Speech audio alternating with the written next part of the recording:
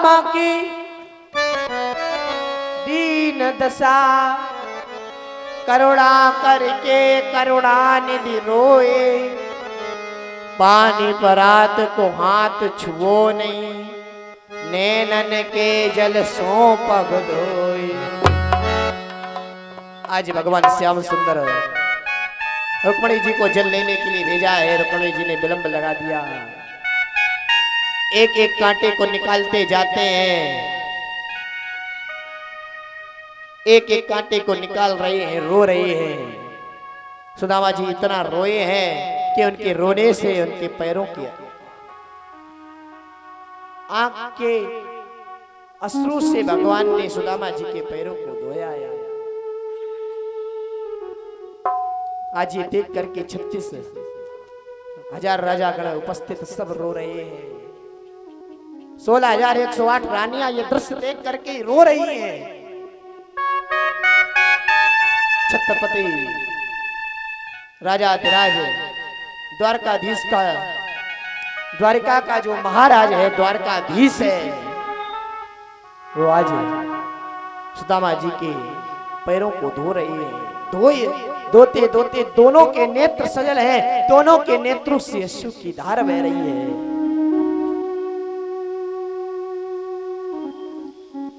किसी ने कहा है, देने वाले किसी को गरीबी ना दे, मौत दे दे मगर बदनसीबी।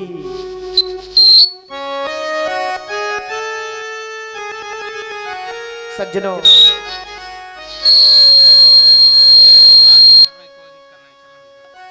महाराज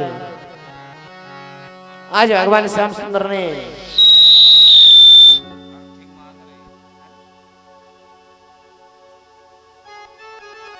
सुदामा जी के पैरों को धोया है, चरणामृत पान किया है। जो बच्चा जल है पूरे द्वारिका, पूरे नगर में, महलों में छिड़काया। अब तो सुदामा जी बैठे हुए हैं। सुदामा जी का आशीर्वाद लेने के लिए रानियां आती हैं। पहले सुदामा जी महाराज दोनों हाथों से आशीर्वाद देते हैं, सौभाग्यवती भव। दोनों हाथों से आशीर्वाद दे रहे हैं। कुछ देर के बाद सुदामा जी के हाथ थक गए। अब तो कहते हैं खुश रहो, खुश रहो, खुश रहो। थोड़ी देर बाद और हाथ थक गए। अब तो एक ही हाथ से आशीर्वाद दे रही है। देते देते सुदामा जी महाराज इतना थक गए कि चुप हैं, कुछ बोल ही नहीं रहे, सबसे हाथ जोड़ रही हैं। हाथ जोड़ते जोड़ते जब सुदामा जी के थक गए, अब भगवान सुदामा जी कहते हैं, भैया कितनी रानियां हैं। सुदामा जी महाराज श्याम सुंदर से कहते, भैया कितनी रानियां हैं। भगवान कहते, जितनी ये लंबी लाइन लगी है सब ये अपनी है। जहां तक आपकी नजर जाती है, जितनी लंबी लाइन लगी हुई है, ये सब और किसी की नहीं है, अपनी ही है। सज्जनों, आज सुदामा जी महाराज भोजन करने के लिए आए। भोजन की लाइन लगी है। सुदामा जी महाराज कहते हैं, इनके पति तुम हो, सबके बदले में तुम हमारे चरण स्पर्श कर लो, सबको सबका फल मिल जाएगा। क्योंकि जो पति जो पूर्ण काम करता है, इसका जो आधा फल है वो पत्नी को मिलता है। जो पाप करता है उसका खुद भागी होता है। क्योंकि पत्नी को धर्म पत्नी कहा गया है। इसलिए जो पति जो शुभ कर्म करता है, उसका आधा फल पत्नी को प्राप्त होता है। सज्जनों,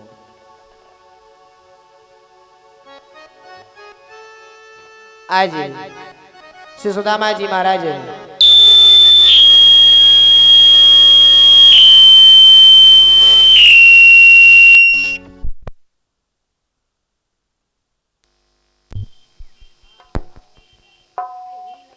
आज सुदामा जी महाराज एक बगल में पोटली छुपा करके रखे हैं। पोटली छुपा करके रखे, नहीं देना चाह रहे हैं, क्योंकि राजागण खड़े हैं, महाराजा उपस्थित है उनके सामने। अपने मित्र को लज्जित नहीं देखना चाहते हैं। जैसे आज भगवान श्याम सुंदर ने बगल से पोटली छीनी है। एक पोटली छीनी, पोटली को खोला है। उसमें देखते हैं टूटे चावल हैं। भगवान के नेत्र सजल हो गए हैं। सज्जनों, आज राजा गणों के सामने भगवान श्याम सुंदर ने एक मुट्ठी का पान किया है, चावलों को खाया है। भगवान कहते हैं आज तक ऐसा आनंद तो मुझे मैया की माखनों में भी नहीं आया।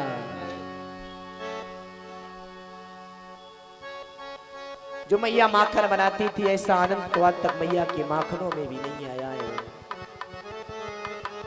ऐसा आनंद मुझे भैया सुदामा के तंदुलों में आ रहा है। दूसरी मुट्ठी खाई, दूसरा लोक का दान दिया है। जैसे तीसरी मुट्ठी खाई, महारानी रुक्मिणी ने हाथ पकड़ लिया। हे नाथ, आप ये क्या कर रहे हो?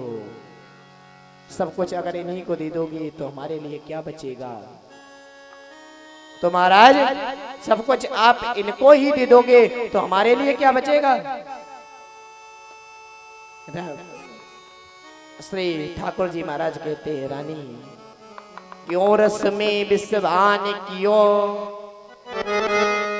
खाने न दीनो दूजो फंका। ब्राह्मण को त्रिलोक जो दे तो, तेने करी अपने मन शंका। लोग कहे हरि भक्त दुखी, मोह पे से हो न जात कलंका। आज सुदामा जी महाराज की जो तंदूल है ब्राह्मण से ठाकुर जी महाराज ने दो मुट्ठी खाकर के दो लोगों का अधिपति से सुदामा जी महाराज को बनाया है। सुदामा जी महाराज कुछ दिन वहीं पर रहे हैं। भगवान श्याम सुंदर ने विश्वकर्मा जी को आदेश दिया है, कहा है जाओ, जैसी द्वारकापुरी है वैसी रातों रात में सुदामापुरी बनवा दी जाए। रात ही रात में भगवान की आदेश को पालन करके श्री विश्वकर्मा जी महाराज ने रात ही रात में सुदामापुरी का निर्माण किया है। इधर भगवान श्याम सुंदर के परम मित्र सुदामा जी महाराज भगवान से विदाई लेकर के अपने नगर को वापस जाते हैं। अपने नगर को वापस गए हैं तो सज्जनों, जो कुछ भगवान ने दिया था वो भी चोरों ने लूट लिया। सुदामा जी महाराज कहते हैं, वैसे भी कन्हैया ने कछु दिया नहीं,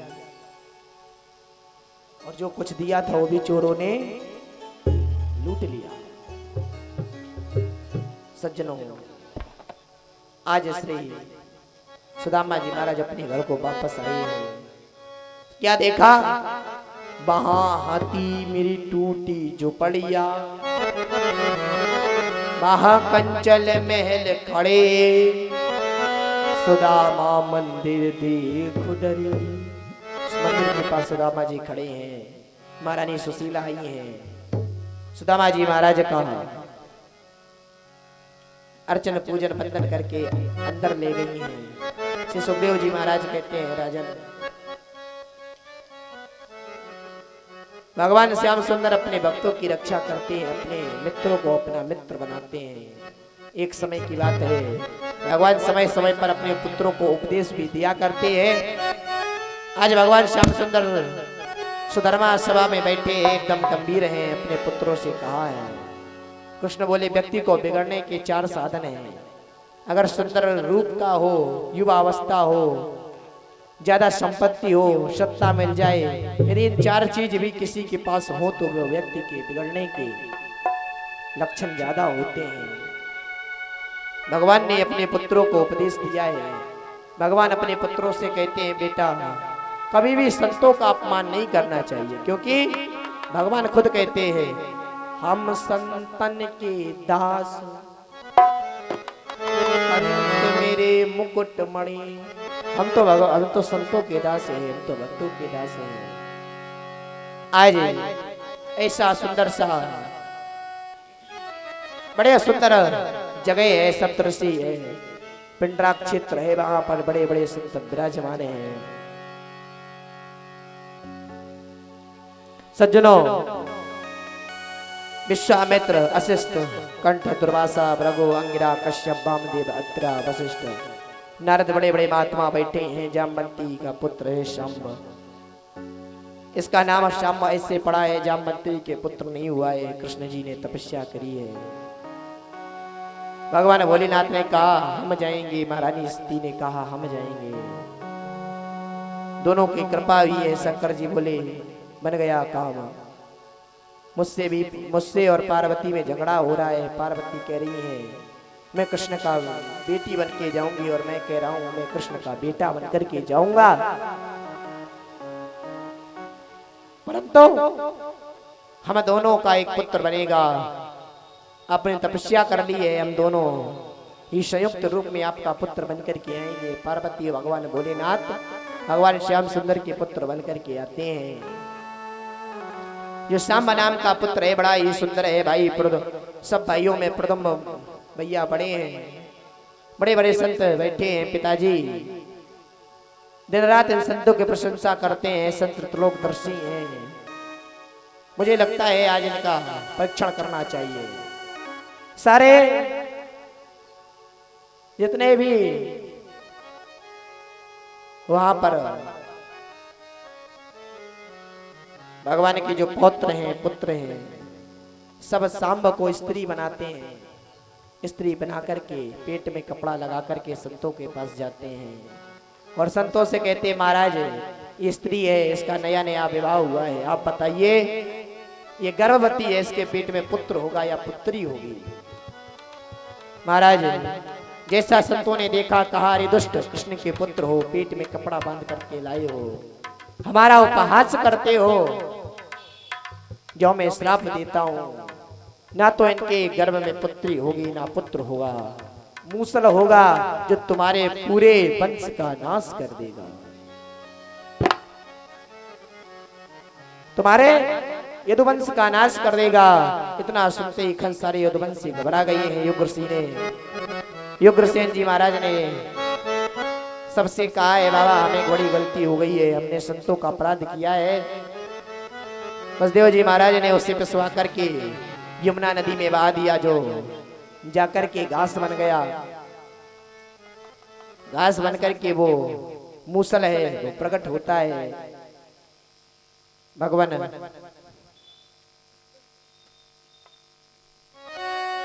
आज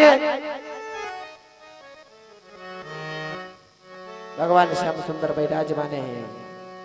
महाराज नारद जी महाराज ने श्री जनक जी महाराज को नव योगेश्वरों की कथा सुनाई है। नव योगेश्वरों के विषय में बताया है। भगवत धर्म का मध्य होता है संबंध से, भगवत धर्म का अंत होता है समर्पण से। परमात्मा के प्रति विश्वास पूरा करो, परमात्मा से संबंध जोड़ो। इस प्रकार नारद जी महाराज ने जनक जी महाराज को नव योगेश्वरों को बताया है। सज्जनों आत्मा में कल्याण हो तो परमात्मा को उपदेश करो। भगवत धर्म ही परिश्या है और सबकी रक्षा करने के लिए परमात्मा आते हैं। इस प्रकार जब उपदेश दिया है सज्जनों, आज नव योगेश्वर जनक जी महाराज को उपदेश करके पधारे हैं। नारद जी कहते हैं इस कथा के कहने का मेरा मतलब है जो तुम्हारे पुत्र हैं वे साक्षात ब्रह्म हैं। जो तुम्हारे पुत्र हैं वो साक्षात ब्रह्म हैं। एक बार महाराज युद्ध घूमते घूमते बन गए। वन में जाकर के बड़ा सुंदर दृश्य देखा है। एक वृक्ष के नीचे मोटा ताजा अष्टपुष्ट बालिका एवं महात्मा पड़े हैं।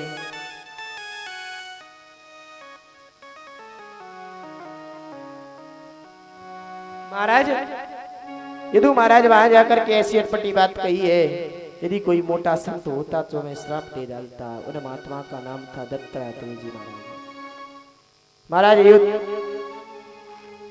दत्तात्रेय जी महाराज यदु महाराज ने महात्मा दत्तात्रेय जी से पूछा बाबा क्या खाते हो, मोटे ताजे हो, यहाँ पर 4 कोस तक कोई गांव नहीं है, आपकी कुटिया भी, आपकी रहने का भी कोई साधन नहीं है। आज दत्तात्रेय जी महाराज ने यदु को अपने गुरुओं का नाम बताया है। राजा ना मैंने अपने जीवन में 24 गुरु बनाए हैं। मैंने अपने जीवन में 24 गुरु बनाए हैं। गुरु होते हैं 3 प्रकार के। एक होता है पौरोहित गुरु, दीक्षा गुरु, और तीसरा होता है शिक्षा गुरु। लेकिन मैंने अपने जीवन में 24 गुरु बनाए हैं। सज्जनों से दत्तात्रेय जी महाराज कहते हैं राजन मैंने पहला गुरु पृथ्वी को बनाया।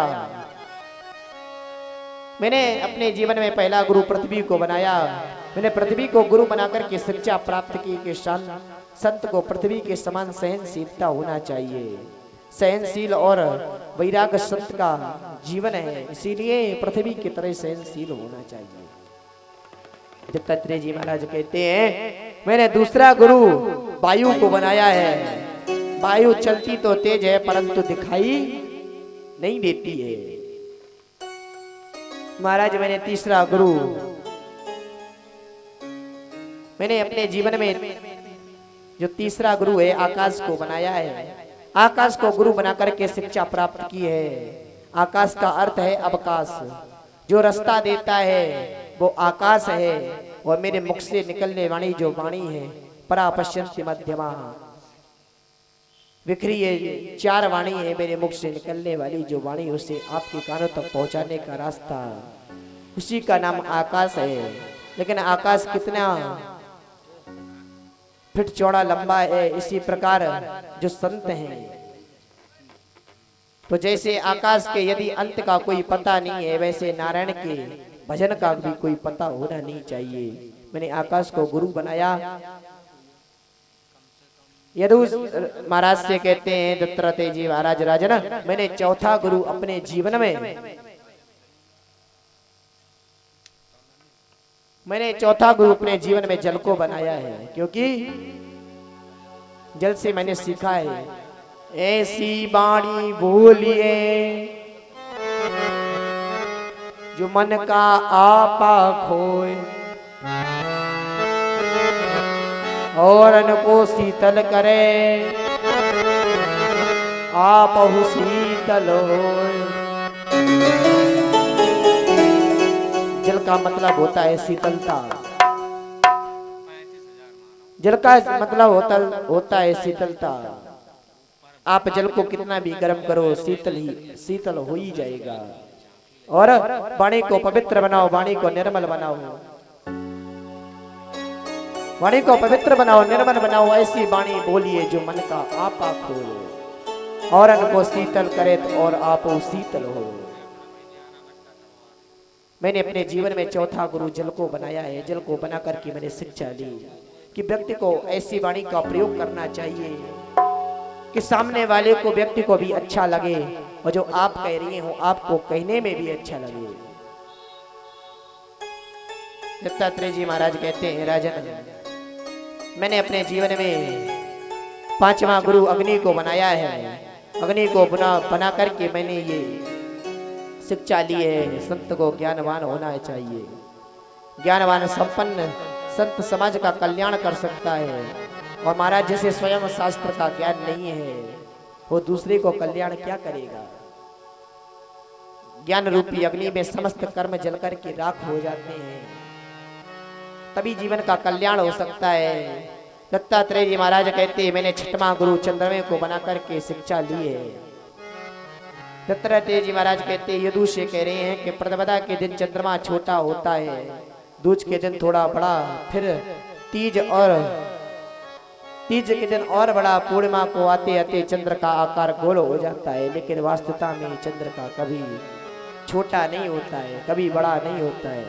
उसकी कला छोटी होती है, कला ही बड़ी होती है। ऐसे अब शरीर का जन्म लेना, शरीर जन्म लेता है छोटा हो जाता है, आत्मा ना जलती है ना मरती है, उसकी मृत्यु हो जाती है। ऐसे महाराज मैंने चंद्रमे से गुरु बना करके शिक्षा ली है। जो आत्मा है ना जलती है ना मरती है, जो आत्मा है शरीर को छोड़ करके दूसरे शरीर में प्रवेश करती है। दत्तात्रेय जी महाराज कहते हैं मैंने सातवां गुरु सूर्य को बनाया। संत की दृष्टि एक समान होनी चाहिए। जब उदय होता है तो कभी नहीं दिखता है, जब उदय होता है तो कभी नहीं देखता है कि मेरा प्रकाश मंदिर के शिखर पर जा रहा है या दरवाजे पर जा रहा है या गंदी जगह पर जा रहा है। तो संत की दृष्टि एक समान होनी चाहिए। दत्तात्रेय जी महाराज कहते हैं मैंने आठवां गुरु कबूतर को बनाया है और कबूतर को गुरु बनाकर के मैंने शिक्षा ली है। कबूतर को गुरु बनाकर के मैंने शिक्षा ली क्या सीखा? गृहस्थी में प्रतिदिन आकर्षण संत करेगा तो कबूतर की तरह मोह के जाल में फंस जाएगा। संत के लिए सारी दुनिया उसका घर है और कोई अपना नहीं है। दत्तात्रेय जी महाराज कहते मैंने नवा गुरु अजगर को बनाया है, क्योंकि अजगर करे ना चाकरी, पंछी करे न काम, दास मलोखा कहे गए सबके दाता राम।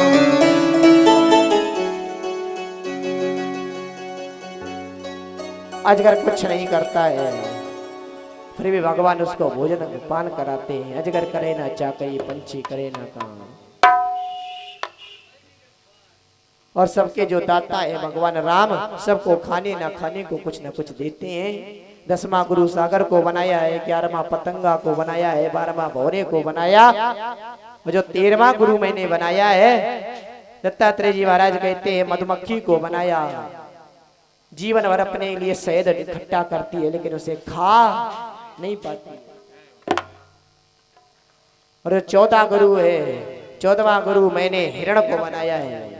हिरण को गुरु बना करके मैंने शिक्षा प्राप्त की कि तीन शिक्षा प्राप्त की है। हिरण से पहले शिक्षा प्राप्त की कि संत को कभी ग्राम्य गीत नहीं गाना चाहिए, ग्राम्य गीत सुनना चाहिए। ग्राम्य गीत का मतलब है नायक और नायिका का श्रृंगार जैसा वर्णन होता है, ऐसा गीत न कभी गाओ न कभी सुनो। हिरण को गुरु बना करके मैंने शिक्षा ली है।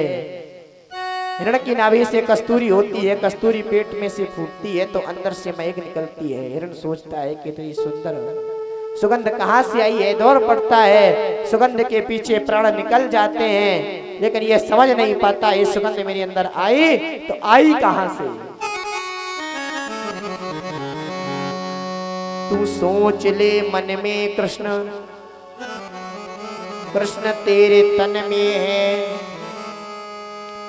है सब जगह भगवान, क्यों ढूंढता तू बन में है। भगवान परमात्मा हर जगह विराजमान है। दत्तात्रेय जी महाराज कहते हैं मैंने 15वां गुरु मछली को बनाया है। मछली को गुरु बनाकर के मैंने शिक्षा प्राप्त की है। क्या शिक्षा प्राप्त की है? जीव को बस में करो, मछली क्यों पकड़ जाती है। कांटे में खाने वाली चीज लगती है बहेलिया, और कांटे को पानी में डालता है, मछली कांटे पर लगी खाने की चीज को पकड़ने आती है और फंस जाती है। ऐसे ही जीव जिसने काबू नहीं किया है वो जीव इंद्रियों को नहीं जीत पाता है, जीव इंद्रियों की बस में हो जाता है, अपने जीवन को बर्बाद कर देता है। यदु महाराज ने कहा भगवान तभी तो आपके मन में किसी बात की आकांक्षा नहीं होगी। यदु महाराज कहते मैंने 16वां गुरु